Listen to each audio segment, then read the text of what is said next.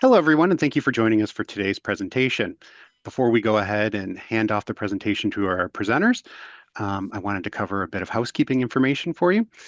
Today's session is being recorded, so keep an eye on your inbox for a link to the recording after the event. If at any point in time you have a question for any of our presenters during today's presentation, please feel free to direct them via the Q&A function, and we will do our best to cover questions as time allows. If not, we'll make sure that someone follows up with any questions after the fact. So with that being said, I'm going to go ahead and turn things over to Jason E. Smith, who's going to take us through today's presentation. Jason?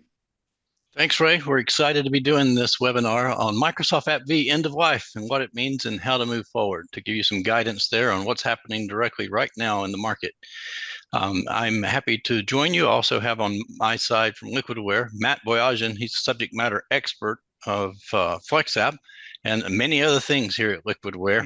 And we are honored to have two guest speakers with us today, Michelle Moya Aceves and Steve Downs from Microsoft. So thank you and welcome to the panelists. Thanks, Jason. Thank you for having us. Thank you. All right, Steve and Michelle, would you like to tell the folks a little bit of what you do at Microsoft? Yeah, sure. So Michelle and I are on the Windows Cloud team at Microsoft. And within the Windows Cloud team, we focus on two main products that are all geared towards delivering Windows in the cloud. The first one is the one on the right. I'll start there. That's Azure Virtual Desktop. And this is our cloud-based VDI solution that we released a few years ago. It came out really during the COVID pandemic and gained a lot of popularity and traction. This is think of this as like our flexible VDI solution where customers can build the entire end-to-end VDI stack for themselves and customize it however they need to. And they can use Windows 11 or Windows 10. They can also use Windows 11 multi-session or even Windows Server operating systems. It's a PaaS-based offering, so there's no AVD license. You're essentially just paying for your Azure compute. Something also near and dear to me. This is also if you want to do VDI on-prem with Windows Cloud, you would use the AVD product to do that. And then our other product, Windows 365, is our SaaS-based offering.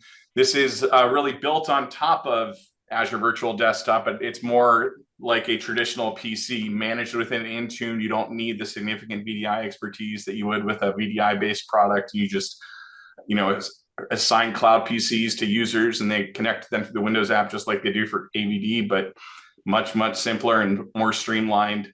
And you get the Windows 11 and 10 operating systems there, and it's a per user based licensing versus the consumption based. But yeah, both of these products are available today, and I think Liquidware integrates with both of those, and I think we'll talk a little bit more about that later. So thanks, Jason.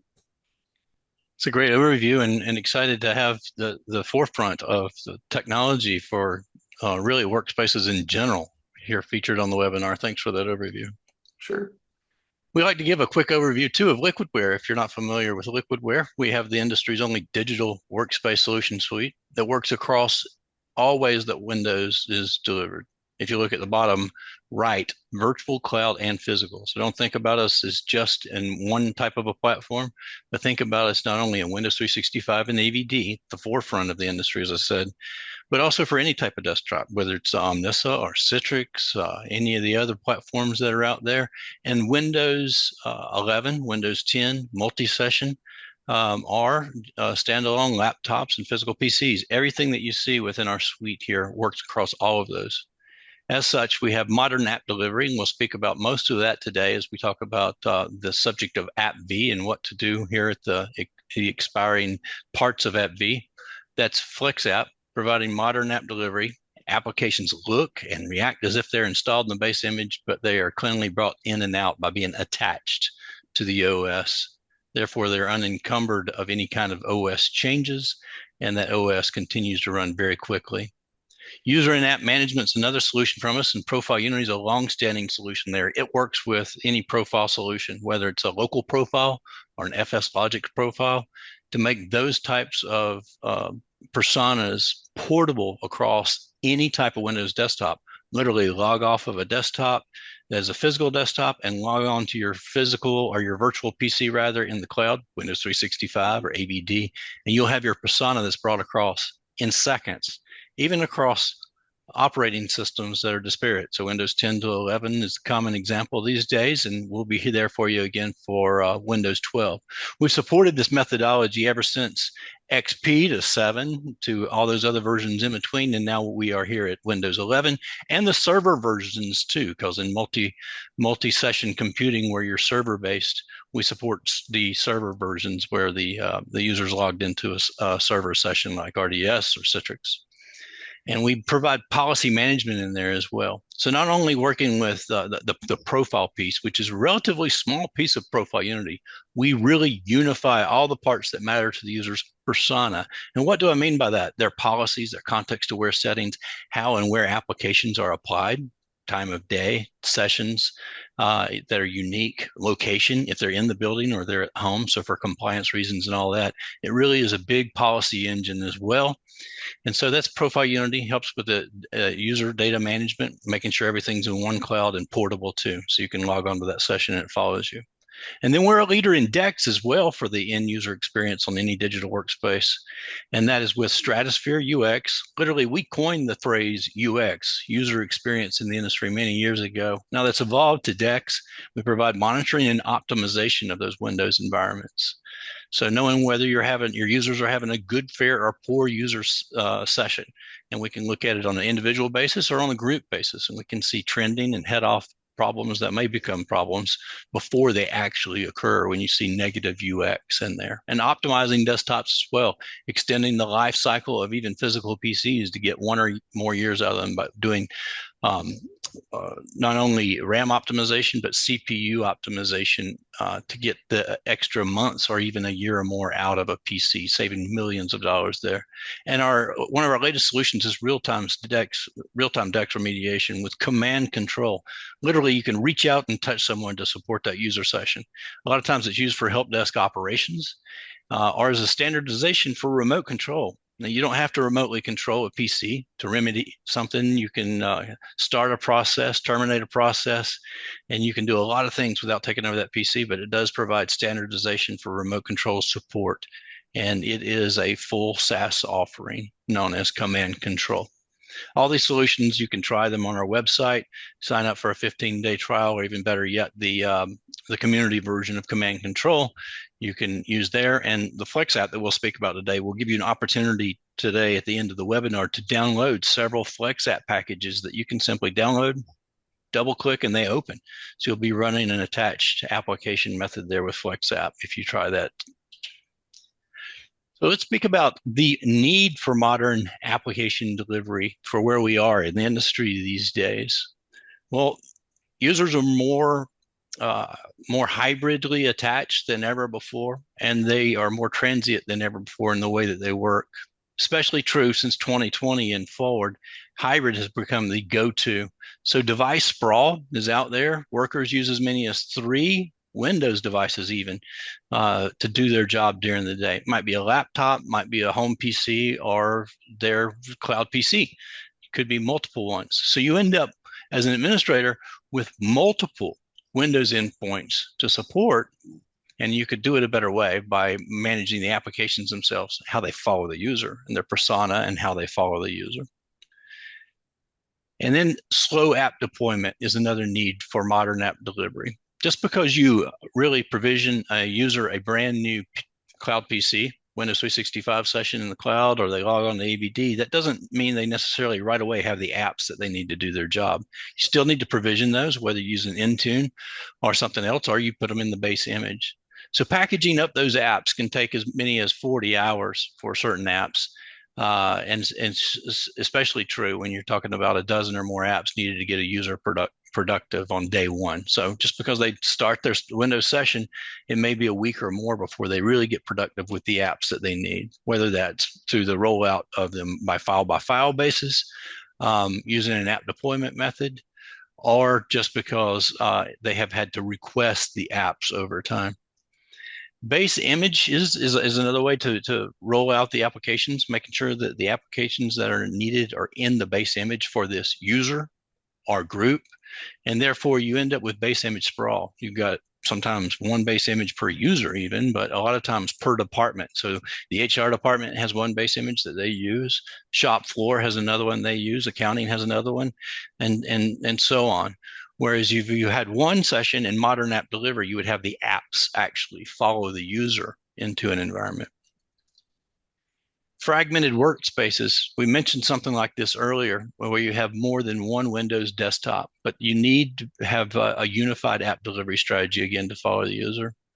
And again, the other costs that are involved is the high cost of a device loss. Like a stolen laptop can cost as much as $35,000 in lost productivity time, the device itself, getting everything back and running, not to mention the data, the mission critical data that the user may have saved there.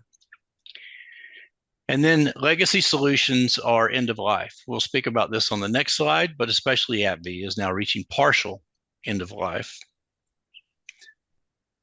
So here's an interesting one, and we'll transition over to the team at Microsoft in a moment. But time is ticking on AppV. It's partial end of life, and what's that mean? Well, AppV has been around for at least 2 decades. It was an acquisition that Microsoft did in the early 2000s from a company called Softricity. And it's been the go-to to have apps separated from the image, a more modern type of an application delivery method.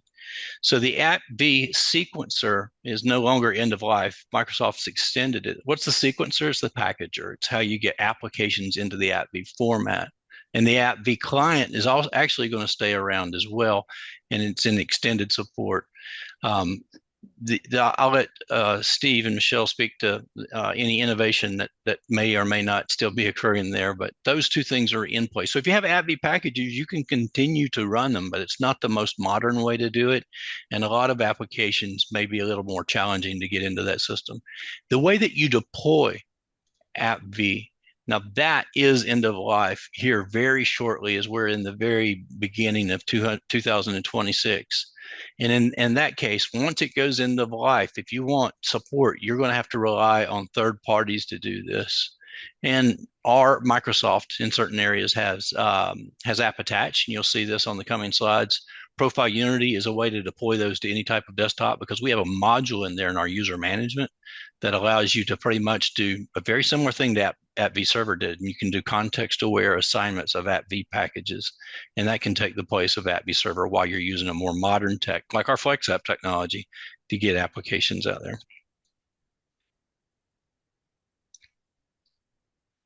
In this slide, we'll talk about App Attach from the folks at Microsoft. Thank you so much, Jason. So yeah, let's take a look a bit at how App Attach works in Azure Virtual Desktop. On the right are screenshots of the Azure portal, and this is where you can assign applications across different host pools, regions, and even mixed desktop and remote app sessions. They're all managed from one place, the Azure portal. So basically, you can think of App Attach as the cloud-native solution, and you can keep the benefits of dynamic app delivery and app separation. You just trade the server infrastructure for the Azure portal. That's the big difference. Next slide, please. Now, for those of you with a large amount of AppV packages, you might be wondering how to transition, and the answer is in 3 easy steps. First, you can simply upload your AppV packages to Azure Storage. Then make sure to configure App Attach permissions and such in AVD, and afterwards simply assign your apps to host pools or users, and you're all good to go. We're here whenever you're ready to make the switch to MSIX, which is Microsoft's Matter and Packaging format. As more and more apps come out in MSIX formats, in this format, we hope you'll be able to decide to switch and enjoy the benefits. Many of you might know that previously App Attach was called MSIX App Attach, but in November of 2024, we've expanded to be able to package more formats and deliver them, such as AppV.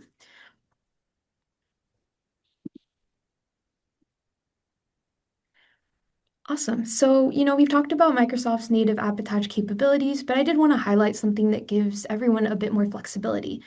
Some of you might be using solutions such as Liquidware's FlexApps, which I think they'll demo in a minute. And the great news is that Microsoft has opened up App Attach through a partner integration model. And this means you can bring these solutions directly into Azure Virtual Desktop, and it makes migration a lot less daunting. So just pick your preferred solution from Azure Marketplace, integrate it with your AVD environment, and you're all good to go. It's great because yes, FlexApp is in the Azure Marketplace as well as your other partners, I believe. Yeah. We do have one question, and it's about MSIX. What is the current compatibility of MSIX? I could take a stab at what we say, or we can ask the folks at Microsoft. I mean, I'll say compatibility has had some issues lately, but it is getting better. But Jason, I'd love to hear your perspective on that. Well, what we like to speak to our customers about is to tell them, MSIX is a great technology. It really is, but it was built on this premise that the software vendors of the world would line up to offer their packages, their MSI traditional install packages, in an MSIX newer modern format. And that hasn't happened overwhelmingly. I think that I've seen some data that said maybe 1 in every 8 enterprise packages may be available this way. Yeah, and that is one of the reasons that we added AppV support and integration with Liquidware for that matter. It's simply because we want customers to use Azure Virtual Desktop, but we don't want to have to ask them to migrate applications to MSIX, especially if they're using Liquidware already and already happy with FlexApp, for example. So with this integration with Liquidware and AppV, customers can just come to AVD without doing that app migration step. Because I guess there's a conversion process, right? You can use a conversion tool from your team, and that's where you start to have a success or not in there, and that's where the compatibility really comes in. So it's like you can pretty much say it's 100% compatible. If your vendor is giving you an MSIX package, why would you not do that and try that, right? I think it's a great thing. But do you want to go through the conversion process and have a hit and miss situation that maybe a driver or something like that doesn't work, or maybe it does work and you can put a check in that box, but it's a laborious process to do that. And the types of applications that you can convert are sometimes what we say are limited, but I like to say, don't be mad in any way at Microsoft. MSIX is a great technology. We need the vendors of the world. If you want to see MSIX thrive, line up to support it. Yeah, it's just we don't if what you're doing today works fine, we don't want to force you to have to go to MSIX. That's just, there's no reason to do that. Keep using Liquidware, FlexApp. Right. So that's where we have a great fit with FlexApp. We enter that, and we can take virtually any type of Windows application, and we can quickly make it into a FlexApp, which is a similar result. It's an all-encompassing container that is attached to the OS and does keep with that modern app technology. All right, so we could compare FlexApp to a few other things, but because we're talking about AppV today, we'll take a quick look at some of the differences in there, and AppV being the legacy technology. Well, FlexApp has an easy and intuitive UI. It's built in modern times here. It is still has, enjoys full support across the stack for any type of Windows environment. We even have automated packaging. So to package up even one app, and you'll see this today, to package up one app is very easy. But what if you have hundreds or thousands of apps, and then we have automated packaging? I've got an architecture slide. I'll show you what that looks like in a moment. In packaging up an AppV package, it can require some advanced training, and there's experts in the world that you may need to employ for if you are all in on AppV in historically in the past. And that's kind of the same case for MSIXs. If you wanted to convert them, you would need to have some people on staff that really know what they're doing. So you don't end in frustration, in other words. The application isolation options. Now, AppV had an advantage of being isolated because sometimes you needed that from Windows XP, for example, to use an XP built app all the way through to Windows 7 or 10 or something like that.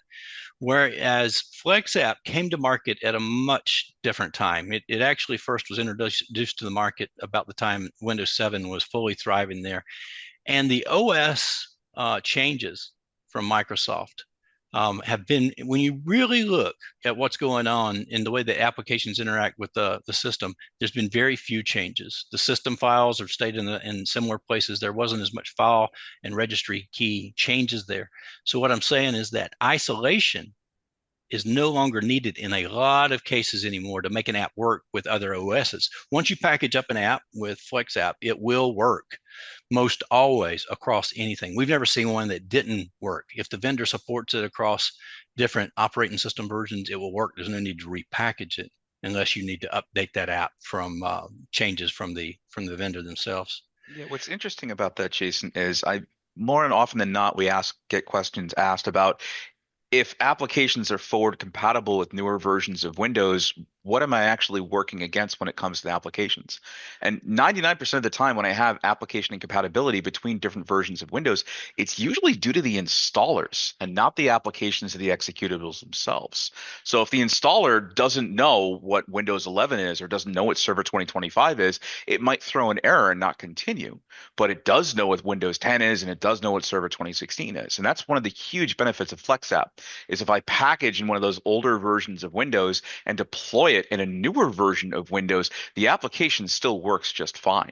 So we've seen that in particular with things like older versions of Oracle. That's usually a big one for our financial customers. We see that with a lot of homegrown and in-house written applications where the app team might not be available anymore and we can't rewrite the installer. So this is a great way of getting around some of the incompatibilities of the newer versions of Windows without having to deal with any of the headaches. And we can do some things during the capture process too, right, Matt? If you wanted to append anything during the capture process. Oh yeah, and quite a you bit. knew of a way to make that app work. Like you said, Yeah. there's a directory that actually wasn't there. You just needed to place it there or put a dependency in there. And that's one of the good things about what we do with FlexApp is we're very open-ended. So if you want to capture things like a separate file or a separate directory or register a service or put in some registry keys or do a post synchronization script where after the application fires off, do this to make sure it's activated correctly. All of these are standard functions within FlexApp and very easy to use. That's right. It's a very, very good point. Thanks. My pleasure. The other advantages in this stack here have to do with also Profile Unity, the user management being one together in there, because you can do things outside of application management to actually affect changes in applications. For example, you see there listed that we can actually roll out HKLM keys, local machine level keys, that a user doesn't even have to be an admin to enjoy the rights of those running in that environment laid down by the administrator.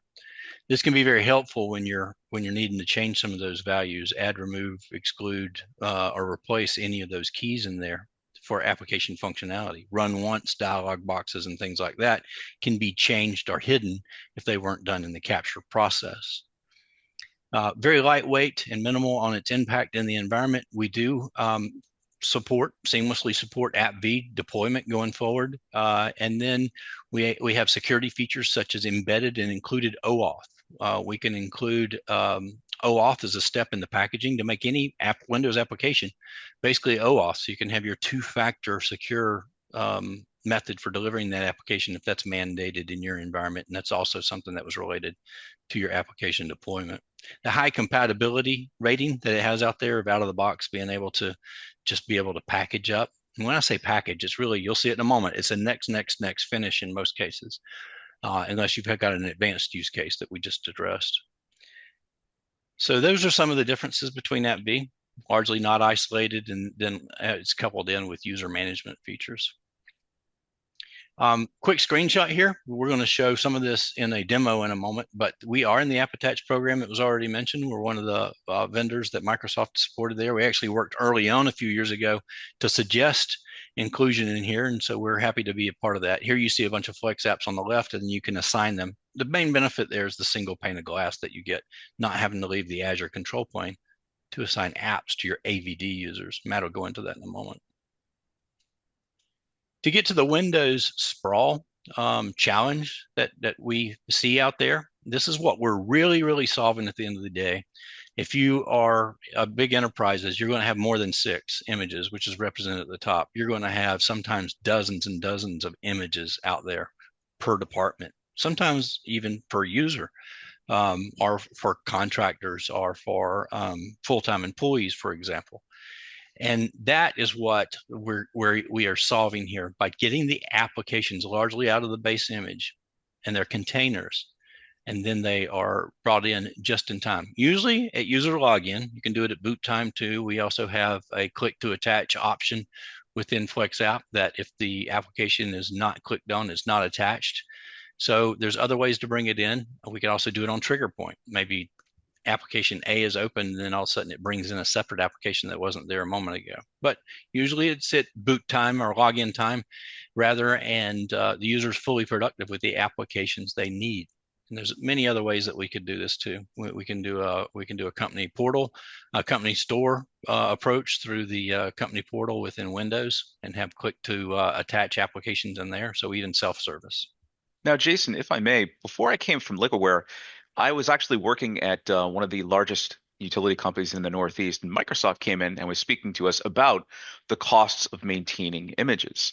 And this was years ago. Microsoft had told us that per image, your average enterprise organization will spend over $100,000 per image to maintain. And when I'm dealing with large enterprise customers, it's not uncommon for me to hear that they have something along the lines of 20, 30, 40 separate images that they have to maintain. And simply doing the math, you're realizing that they're losing $2, $3, $4 million a year by keeping this antiquated model. So moving to a modular platform not only saves you money up front, but it also saves you money in terms of future projects, because migrating to new versions of Windows is typically pretty painful. But if I make the OS modular, if I make the profile modular, if I make the applications modular, I can go whenever, wherever I want, physical, virtual cloud, any version of Windows, and instantly all those things just work. So you save money up front and you save money in future projects. That was great, because I wanted to point out something that you just mentioned. This was quite many years ago that Microsoft was showing you this. So what we're solving here is not new, but it is updated for modern times, and it's a modern way to do this. So, I mean, we could draw the same image with AppV in the mix. We could draw the same image with MSIX in the mix. But at the end of the day, we're talking about compatibility and a path forward in modern times. And we believe that, and many customers choose FlexApp for that reason. In addition to the AppV strategy that you can continue to have, and MSIX, I do want to mention that Profile Unity actually has modules in there. I mean, I already said it about AppV, but we have a module in there for MSIX too. So you can basically have an app delivery method that you can use context-aware settings. If you wanted FlexApp to deliver it, MSIX to deliver it, AppV, and we've even got a couple of others in there that are legacy that we have in there. Right, so briefly how FlexApp actually works while keeping the base image clean is that when an application is usually installed, like with an MSI or an installer, it will go all over the system. I think we even had this. If you're a home user, you've seen this. When you install an application, it'll say it'll say what it's doing. It'll say placing files in the system folder, in the system 32 folder, or in program data, creating registry keys. Sometimes it'll give you that much detail, and it'll say all that. And it's actually putting files there, it's putting services in your system that are needed to have that run. And sometimes it's putting dependencies in there as well. So files are going all over the system. That's for one application, right? You multiply that through multiple applications, and this process is put files and services and things like that all over your system. And then when you go to uninstall them, sometimes they actually don't uninstall cleanly. Sometimes that's by design, because a vendor thinks maybe you're going to reinstall it someday, so they want to leave some of that goodwill behind that you had saved in there, some of the persona that might not be traditionally saved in some other areas. But sometimes services are left behind too. It's not uncommon to see a rogue service running from an application that was uninstalled months or years ago. With FlexApp, that doesn't happen. What happens is over on the right. FlexApp, once it's packaged up on a packaging machine, it's basically running the installer, and it memorizes everywhere those files need to be in the system.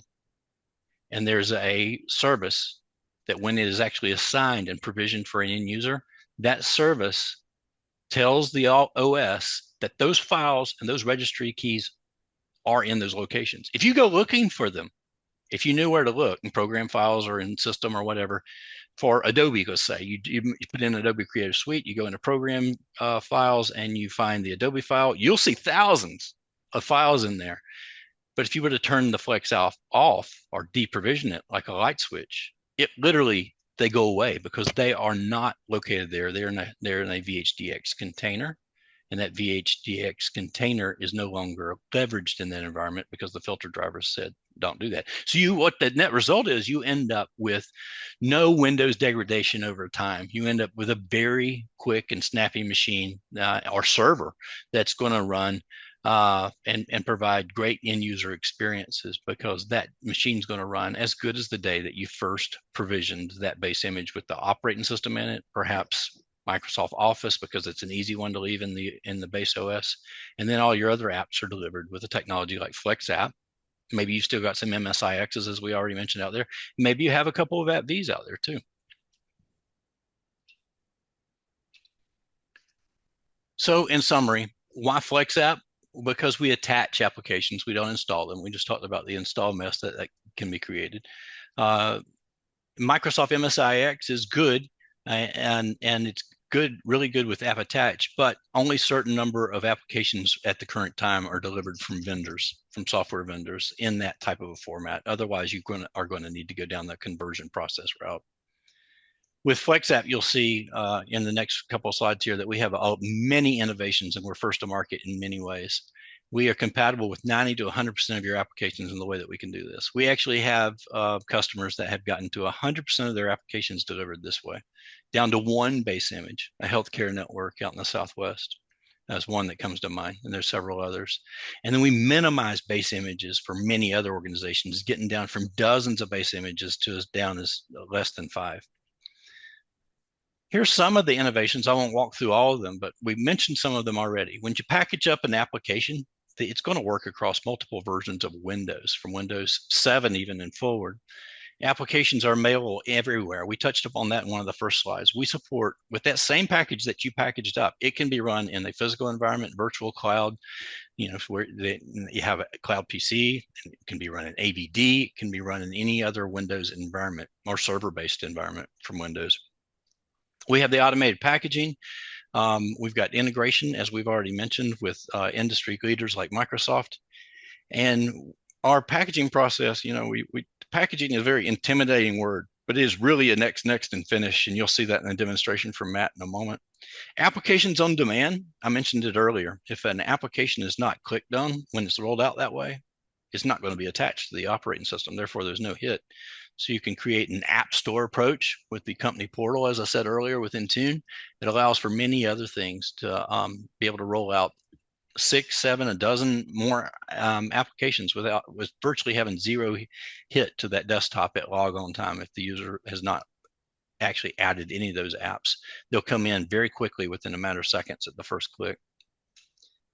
And then the FlexApp One technology, and that's how you'll be able to try FlexApp here at the end of the webinar. You'll have a link you'll be able to click on. You'll be able to download one of about 9 packages and just download, double click, and go to see this technology work.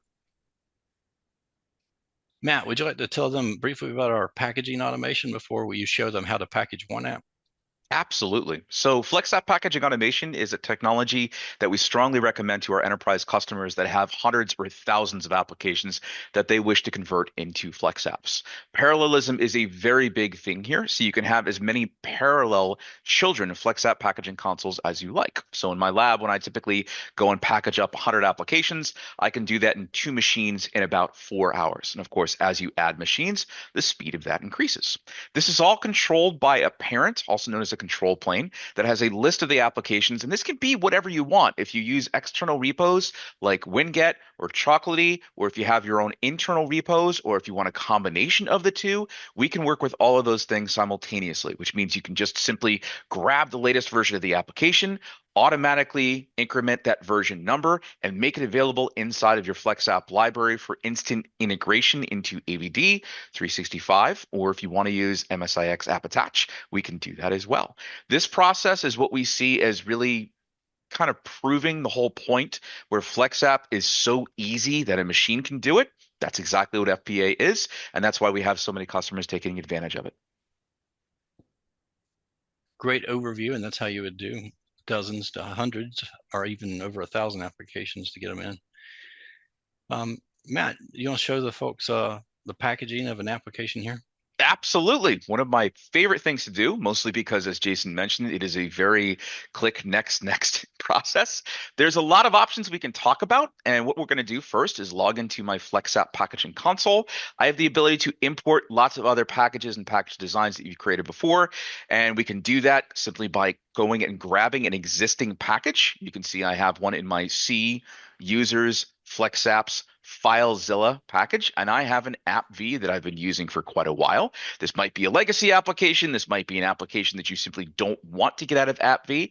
And in order to convert that into a FlexApp, all I have to do is click import, and FlexApp does the rest of the work for me. You could ignore that Windows firewall message in the bottom right-hand corner. It has nothing to do with the package process, but everything else in here is pretty simple. Once this is done, it's going to automatically optimize the package, update the metadata, and then it's even going to replay it back to make sure the compatibility with the application is maintained as we convert it from an AppV to a FlexApp. From there, I click OK, and you can see that my package has been added to my library. I can then play it back just to make sure that everything works exactly as I'm supposed to, and you get all of the benefits of FlexApp with the ability to deploy things at boot, at login, on click. You get automated DR, you get automated caching, you decide how caching comes down, and the applications simply function. So if you want to use FPA, as we discussed before, or if you want to bring in your AppV packages, if you want to do a combination of both, which is what we see most customers doing, all of these things are supported right out of the gate with FlexApp. That's great.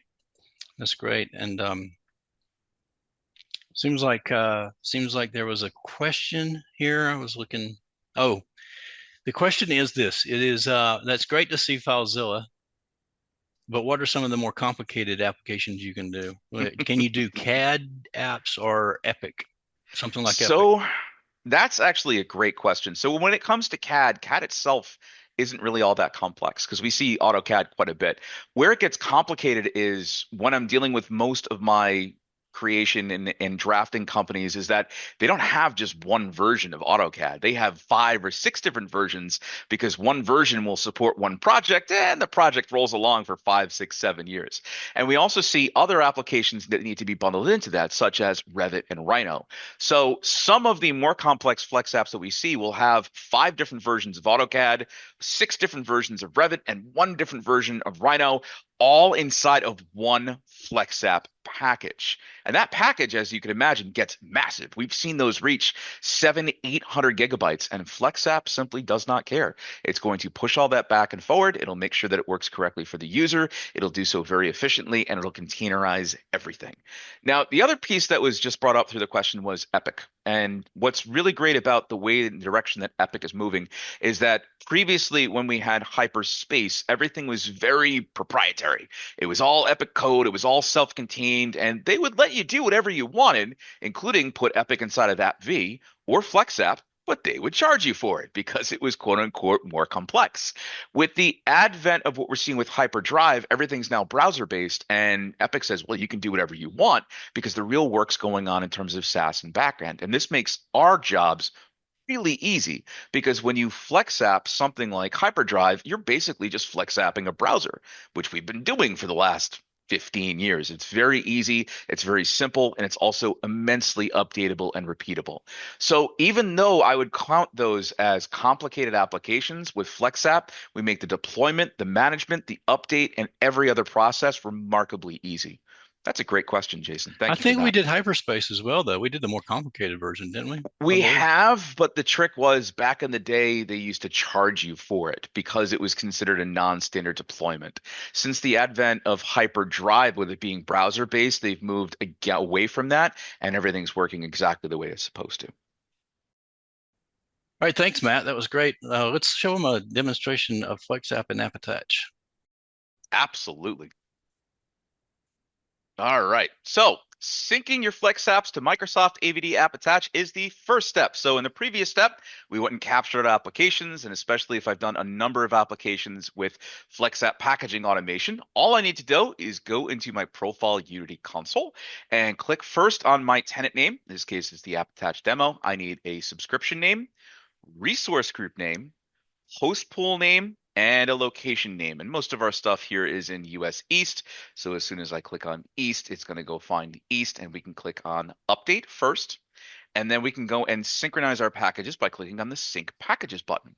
Now we're going to step forward through this a little bit, but if you want to know what's going on behind the scenes, I am synchronizing 15 different packages. And if you want to know the math, it was around 30 seconds. So it was roughly 2 seconds per package to get all that done. And of course, this scales linearly. So if I have to do 100 packages, Please be patient. It should be done in about 200 seconds.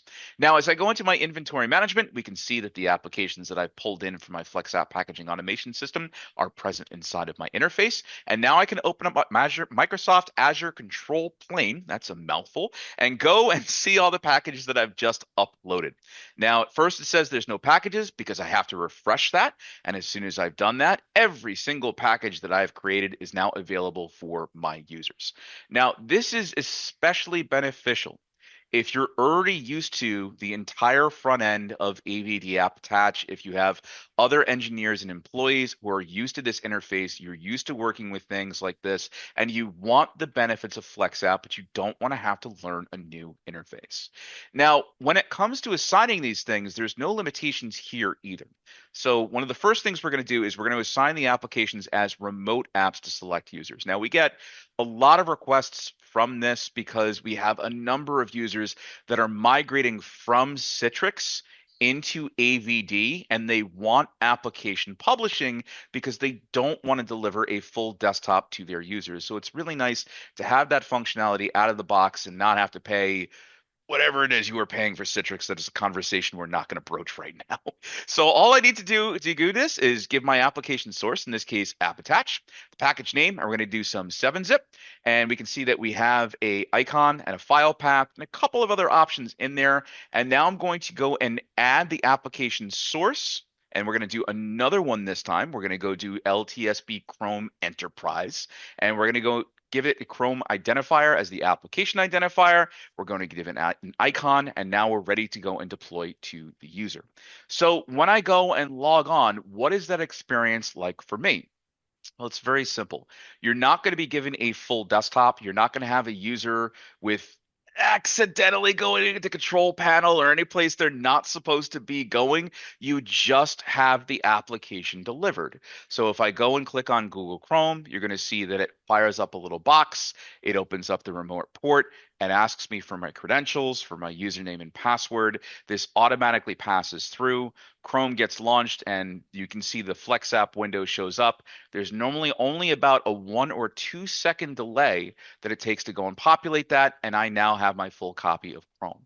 You can pair this up with Profile Unity. So if you want to make things like your cookies, your favorites, your history, or anything else synchronized, we can go and do that. You can see I also went and launched 7-zip and got the exact same experience there.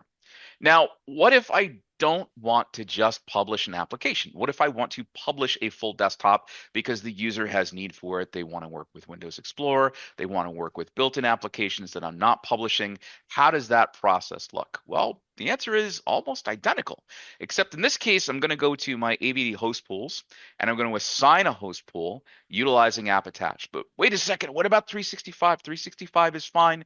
We do not differentiate. This is going to be available inside of both, but I'm going to give this a host pool for a couple of different systems, just like you would in your enterprise space. And now I can open up my remote desktop client and launch my AVD to use my Flex apps. Now, just like before, there is going to be a slight delay in terms of delivering the applications to the desktop. But unlike before, when we're publishing applications, everything is done either at user logon or machine boot or click, which means things are a little bit faster when it comes to that full desktop experience. I'm also going to get a little bit more notifications on what the system is doing. So I can see the user logs in, I get a black screen as we're loading up GPO and all that other fun stuff. And then we see that I have a standard Windows desktop. And immediately, Google Chrome is available on that desktop. But what about 7-zip? Well, 7-zip we didn't create an icon for. That's why it wasn't present on the desktop. But remember, that's still available in Start menu. So if I go to the Start menu and fire that up, that works exactly the way we expect. So whether we're talking about single published applications, multiple published applications, or either AVD or Win365, we can make sure that you have a simple, clean, and cohesive place for a user to work. That's great, Matt. There's something that showed up there that I wanted to remind people. It was like when you package an app, if the desktop icon was a desktop icon that got placed during the packaging process, that's where you'd see it. And I think you were telling people the same thing, that it would show up under the Start menu if that's where you'd packaged it. So it's very native in the look and feel of the way these apps turn out. That's right. I see a question that's come in. So the viewer is saying this is available in In AVD only? They're talking about app attach, I believe. Yeah, I think so. I think they're asking, is it only for AVD? And today the answer is yes, app attach is an AVD exclusive feature. I'll say we are looking at adding it to Windows 365, but we're not sure if or when we're going to do that. But customers are definitely telling us they want this, they want to do something with app V packages and FlexApp for that matter integration with Windows 365. But I will say, if you are a Liquidware customer, using FlexApp, I believe you can use that with Windows 365 today, right? You don't need app attach to use FlexApp with either AVD or Windows 365. That's right. You can use our management console, which a lot of customers, if they don't want the single pane of glass over there, which is a great thing. And we see a lot of customers say, well, we want to give the app provisioning directly to our AVD team. So single pane of glass is fine, but you can use our management console to provision applications and deploy them to any type of Windows desktop. All right. Any other plans for AVD and any of the other Microsoft operating systems, or app attach rather? Oh, Michelle, you want to take that one? Sure thing. Yeah, in April, we're going to announce support, app attach support for Windows Server 2025. So we hope with, as Steve teased slightly before, we have Windows Cloud Hybrid coming out soon. And I know a lot of people on-prem use Windows Server 2025. So we're adding that capability specifically with them in mind. Awesome. That's great. So some breaking news there. Have you guys made the public announcement on that yet? Nope. You're hearing it here first, folks. Great. Thanks for sharing that. All right. So what if you wanted to try this yourself? We have a way that you can try this, and I teased that earlier on. We have a format known as FlexApp One. Now, when you package up a FlexApp, there's two outputs. There's traditional FlexApp Core. You can check one more box, and you can have a fully transportable container that you can share by any means necessary. And FlexApp One is exactly that. It's actually a double-click executable that would launch the app.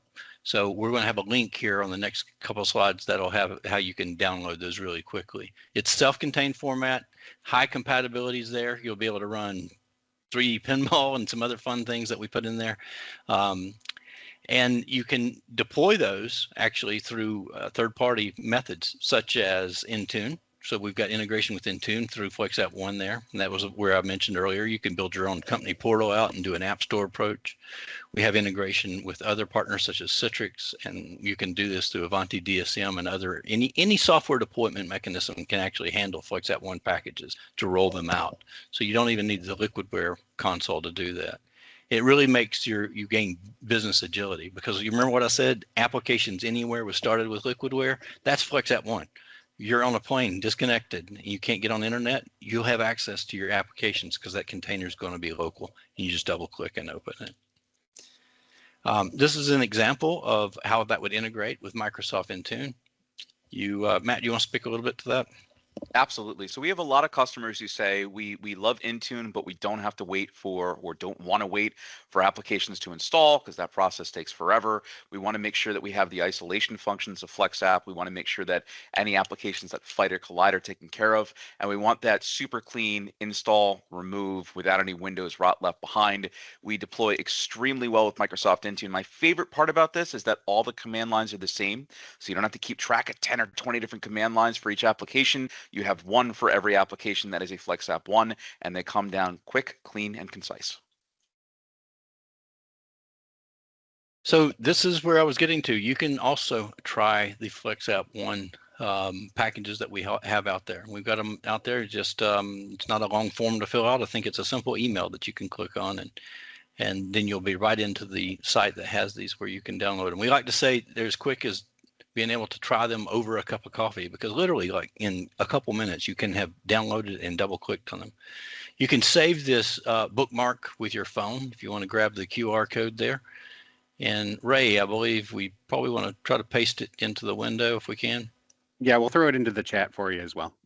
All right. And if you missed that for whatever reason, we'll also make sure the follow-up email has a link to that link in there as well. Right. You could even do a quick Bing search. Start to say Google, but you can do a quick Bing search and you can look for FlexApp One trial and you'll land on that page. So if you have any questions about that, you can reach us directly. You can even reach out to me directly if you wish. First name, last name. So it's jason.smith at Liquidware, but you've got contact information here. You can send us questions at any time for more information. All right, Ray, did you see any more questions in here that we could handle? Yeah, there's a couple of them. Some of these might have come in a little bit earlier in the session before we cut them or we finished or covered them, but it might be worth bringing up again. One question was, can we set desktop icons per user in FlexApp?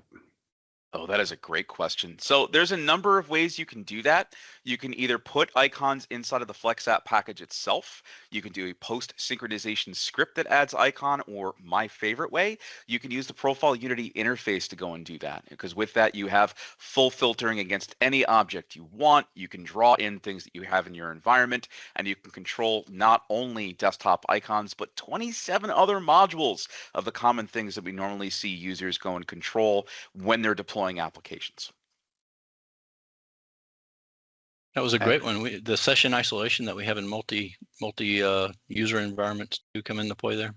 Oh, absolutely. So it's not only just the icon itself that session isolation takes care of, but it's also the application. So what happens is if I have an AVD multi-session system and one user has 5 applications and another user has 5 different applications, they shouldn't be able to see each other's applications. And that's exactly what happens inside of FlexApp. Now, sometimes you'll have really savvy users who say, oh, I know the CMD prompt, or I know how to use PowerShell, or I know how to click file open from something else and navigate to someplace I'm not supposed to see. All those things are locked down. So this is an exceptionally secure process that you can be sure has gone through every single vetting possible. It's great. I see a question here. Where can we see you at any industry event soon? So for Liquidware's purposes, we're going to be at the Gartner Digital Workplace Summit. We're going to be at, and that's in San Diego coming up here soon. And then we're going to be at the iGel Now and Next event, Nutanix Next, and then NerdioCon. Any of those places where we'll see you, Steve and Michelle? I know Microsoft will have folks at the iGel conference and the Nutanix Next conference, and I will be at NerdioCon. So I'm looking forward to that, and I'm sure we'll be at a lot of other places, but those are the top of mind for me these days. Yep, we'd be glad to talk to you and see you in person, speak to you in person. Yeah, I'm joining the Slack community right now, by the way, so sorry if I'm on my phone. That's awesome. Someone asked, how do application upgrades work? Ooh, that's a great with FlexApp. one. So much like with a lot of other things, we don't force you into one particular way of doing things. We're going to adhere to whatever you like to do as a company because we want the path of least resistance. We want the least amount of effort going forward. So when it comes to upgrades, you can either A, take an existing FlexApp, clone it, and then run through your upgrade process, whatever that happens to be. If it's inside of the application, if it's an external EXE, if it's a repository, all of those things will work just fine. Most of the time, though, especially when it comes to automation, we do like to go and capture things from scratch. Why? Well, issues build up over time in applications naturally. And if you have the ability to automate a from scratch clean build every time, it just eliminates any potential conflicts that can come from an application upgrade. And I'm not speaking to any limitations within FlexApp itself. I'm more talking the lines of what happens with applications themselves. So sometimes when you do a clean install versus an upgrade, you don't quite wind up with exactly the same application. There might be some features that either have been deprecated or missing, or something's legacy that's stuck in there, and we want to make sure that we want to minimize that at all costs. So the best use case, even though you have lots of options, is to do it from scratch when you can. Great. Someone said, I think I missed it, but what versions of Windows does AppAttach support? Yeah, you can use Windows on Windows 10, 11, and coming in April, Windows Server 2025. Yeah, that was the breaking news that we had there. So maybe somebody was getting a drink of water. So excellent. Well, thank you. Listen, I know we're running out of time here, so if there's any other questions, feel free to continue to put them in our Q&A. We will make sure that somebody follows up with you if we can't cover them with you via the Q&A function. But thank you to all of our presenters, Michelle, Steve, Jason, Matt, and from myself, Ray Swanson. I appreciate all of you guys joining us. We'll make sure that we send a link to this recording and some of the links to the community, to the FlexApp trial as well, out via email. So keep an eye on your inbox. And thank you guys all very much for your time today. Thank you. Thank you very much. This was great. Thank you, Microsoft. Yeah, both of you, Michelle and Steve, Matt. Thank you, Ray. We're happy to be here. All right. Thank you. Have a good day. Have a great one.